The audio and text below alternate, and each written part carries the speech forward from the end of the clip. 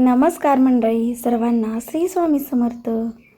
तर आज आपण छान असा स्वामींचा चमत्कार आणि रात्री 12 नंतर होणारे बदल आजच्या व्हिडिओमध्ये घेऊन आलो आहोत. तर आता आपण व्हिडिओला सुरुवात करणार आहोत. तर रात्री 12 नंतर तुम्ही ही चूक करत आहात का? तुमचं आयुष्य हळूहळू बदलतं हे लक्षात येते का? अनेक घरामध्ये ही सवय रोज असते, हे तुम्हाला माहीत आहे का? रात्री 12 नंतर वातावरणात एक वेगळीच ऊर्जा सक्रिय होते. त्यावेळेला शांतता असते, सगळीकडे स्थिरता असते आणि अशा वेळी सकारात्मक आणि नकारात्मक या दोन्ही शक्ती जास्त प्रभावी होतात. म्हणून त्यावेळेला आपण काय करतो, कसं वागतो याचा थेट परिणाम आपल्या मनावर, आपल्या घरावर आणि आपल्या नशिबावर देखील होऊ शकतो. म्हणून हा व्हिडिओ शेवटपर्यंत ऐका. लक्षात ठेवा, रात्री 12 नंतर देवघरात अनावश्यक हालचाल करू नका. आपल्या शास्त्रात असं मानलं जातं की देवांना देखील विश्रांतीची वेळ असते.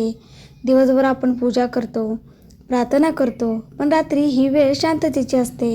त्यामुळे त्या वेळेला देवघरात जाऊन मूर्ती हलवणं, पूजा साहित्य काढणं किंवा देवांना स्पर्श करणं टाळावं, कारण त्यामुळे ऊर्जा असंतुलित होऊ शकते आणि घरात अस्वस्थता निर्माण होऊ शकते.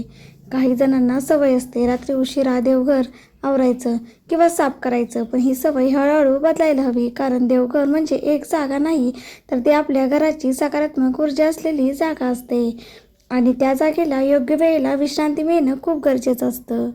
दुसरी महत्त्वाची गोष्ट म्हणजे 12 नंतर घरामध्ये पूर्ण अंधार ठेवू नका. अनेक वेळा आपण लाईट बंद करून पूर्ण अंधार करतो, पण असं मानलं जातं की जिथे पूर्ण अंधार असतो तिथे नकारात्मक ऊर्जा लवकर आकर्षित होते. म्हणूनच या सर्व सवयी लवकरच बदला, त्यामुळे मन शांत होईल, घरामध्ये आनंद वाढेल.